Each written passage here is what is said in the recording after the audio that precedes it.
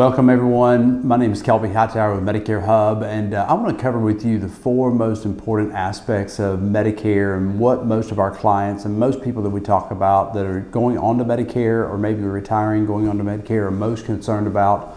And often it's really not discussed in a methodical process. A lot of times there's a lot of people that they communicate it in a way that can kind of twist which health plan options they think are best. So I want to walk you through the four main, most important things that most beneficiaries discuss with us, and then walk you through the simplified way to understand those. I'll be back with you in just a moment. So many times most seniors we begin talking to don't have a proper perspective on Medicare in general. We have all been conditioned to view it from different perspectives. Our friends, our family, co-workers, or possibly an advisor has shared their thoughts or opinions. Even though all those can matter, we often find that what you really need to understand can boil down to three main topics I'll cover with you in just a moment.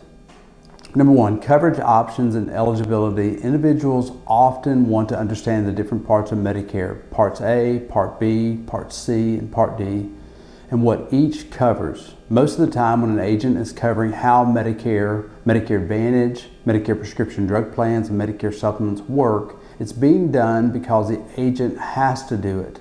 Sadly, it's often done in a way that creates even more confusion. It's complicated, and an inexperienced agent often doesn't understand how to simplify it enough. Great news, I'm going to cover it in a simplified and easy, comprehensible way for you now. So one of the most important things about understanding the different parts of Medicare, really when you become eligible for Medicare, if you're retiring at the age of 65 and you're not going to be working any longer, or maybe you're 65 years of age and you're going to continue to work, it's going to determine which parts of Medicare that you enroll, determined by if you're on an employer plan, if the plan is 20 employees or less, if it's 21 employees or more. There's all these moving parts to that, and I'm not going to dive into the deep weeds of that. That is really what our agency is all about. If you have in-depth questions beyond what I'm going to cover with you, I would encourage you guys to reach out to us. You can call us, or if you want a more comprehensive deep dive, you can always click below and register for our Medicare Made Simple on-demand webinar or video series that we walk you through the basics of Medicare and go into the deep details of different enrollment periods. But for most of us that are just trying to get a basic baseline understanding of how Medicare works, you have two parts of Medicare. You have Part A of Medicare, which is hospital, Part B of Medicare, which is medical. And if you put those two together, I always like to liken that to, it really equals a key. And that key unlocks the door to enroll into really two main different Medicare health plan options. It allows you to go into what I call, the house of Medicare, and then within that house you have two-door options. To the left you can look at the Medicare Advantage plan options, which are going to cover what Part A and Part B of Medicare cover. They're contracted private insurance companies that are HMO or PPO, or potentially, if you're in a rural area, private fee-for-service plans, or if you're fixed low income, it may be what they call dual eligible plans, and those are HMO again, or PPO plans. So just to simplify it, we're going to just look at Medicare Advantage as being HMO or PPO Medicare Advantage plans. Now those two really can mean the same thing, except the PPO allows you to go to out-of-network doctors and be charged a little bit higher fee, or out-of-network providers or hospitals are getting care outside of the network. Through that door, you have to understand that those are private insurance companies that are being paid by Medicare. So if you enroll into ABC company that's a Medicare Advantage HMO plan or a PPO plan, Medicare is going to allocate a certain amount of money each month to that carrier and your plan for your enrollment into that plan. And that private insurance company is responsible to execute coverage for Part A, Part B services. And then typically Medicare Advantage plans will have Part D, the prescription drug benefit. And as you guys are well aware of, if you've gotten any mail at all or watched any commercials at all, you're going to see that it's going to cover things like dental, hearing, vision. There's over-the-counter benefits. There's all these things that I call bells and whistles that are additional things that are added to Medicare Advantage. And those are good, but those benefits can change. The Medicare Advantage plans themselves, the copays, deductibles, coinsurance, and things like that, they can go up or down a little bit each year. Typically, stable plans and markets, normally I'll have a base plan that stays about the same and it'll go up or down. Now, also, one of the important aspects when choosing a Medicare Advantage plan is going to be based on what I'm going to talk about in another one of these mini series that I'm doing with you guys right now. And I'm going to go over how the doctor networks and hospital networks and things like that work and give you a little bit better understanding. So stay tuned and I'm going to cover that. Now, if we go into, in the sense of Medicare House with Medicare A and B and our key that unlocks the door into Medicare, through the right door, we have Medicare supplements. Now, Medicare supplements are insurance companies, private insurance companies, typically that you are paying a premium for that policy to perform. So Medicare Advantage plans often will have zero or very low premiums. In the market that I live in the Middle Tennessee market, around Nashville, the Middle Tennessee area, most Medicare Advantage plans that most clients that we enroll into have a zero premium.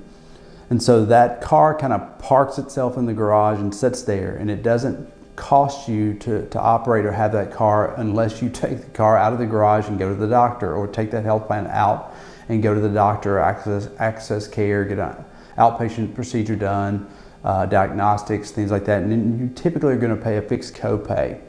Now, on a Medicare supplement, you have original Medicare, your Part A and Part B, and that supplement you're paying a premium for, and it literally is going to come behind Medicare Part A and Part B and pick up the cost that Medicare A and B services do not cover. Now, depending on your age, there's some differences on what health plan options you can choose, and it's kind of like the alphabet soup of Medicare supplement plan options. Most beneficiaries we talk to choose a Plan F, Plan G, or Plan N. That's the three predominant plans that we typically educate people on. Plan F, if your birth date falls on January the 1st of 2020 and beyond, and you're turning 65 from January 1st of 2020 and beyond, you are not eligible for a Plan F. But a side note, most people think the Plan F just went away.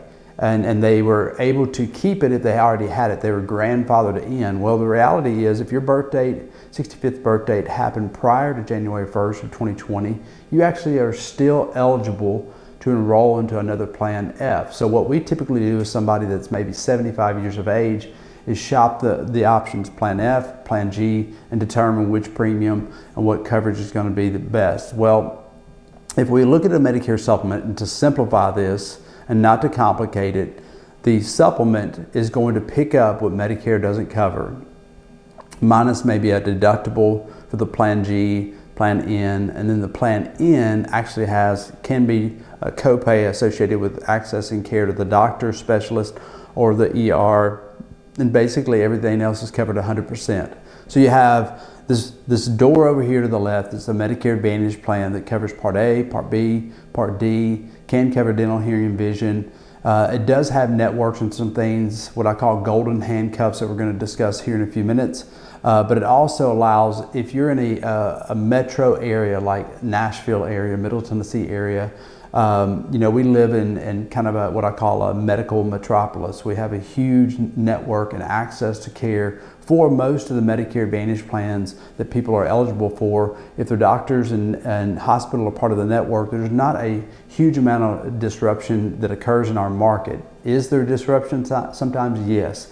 Is there situations where I wish I would have not been on this Medicare Advantage plan, maybe chose a Medicare supplement, or vice versa? Yes, there's always exceptions. We live in a life full of broken things that happen, and just there's problems. Where I like to say, where there's people, there's problems. Typically, if you're choosing a health plan option, if you chose this, you're gonna say, hey, I made this decision, this is the plan I chose, and you are making that decision to choose what's best for you. So guess what? If somebody is tearing apart what you have chosen, you're saying, I chose this is the best thing for me. If you choose a Medicare Advantage plan and you're educated properly, and that's what's best for you, then that's okay. Somebody else may choose a Medicare supplement, and that's okay. My whole idea is educating you so you know the two different plan options, how it covers, how it doesn't cover, what it covers, what it leaves off with like Medicare supplements. It doesn't cover dental, hearing, and vision. And maybe you're looking for those. How do you get those? How do you add those on? What is that going to cost?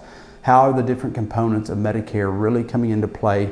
Once I go on to Medicare A and B and walk through these two doors, I want to know the understanding of both of these two doors. So to bring this back to a simplified understanding, when you go on to Medicare A and B, you have a door to the left, option A, which is like a Medicare Advantage plan that are private insurance companies, or option B, which is a door to the right, a Medicare supplement, depending on the supplement, and you're going to pay a premium for. Then if you're going to have drug coverage, which we encourage you to have, you're going to add a drug plan and pay a premium for that.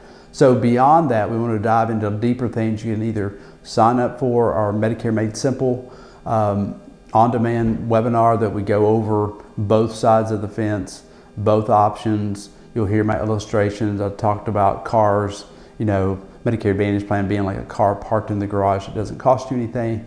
Medicare supplement is like a car parked in the garage that you're paying a payment for every month, but it picks up what Medicare doesn't cover. So understanding and breaking that down into more detail, you can always jump on that, or you can just pick the phone up and give us a call. We'd love to be able to walk you through how Medicare works. Until next time, guys, we're going to be stepping into part 2 of this mini-series about going over the 4 most important things that most Medicare beneficiaries are looking for when turning 65 or coming off of an employer plan going on to Medicare. Talk to you soon.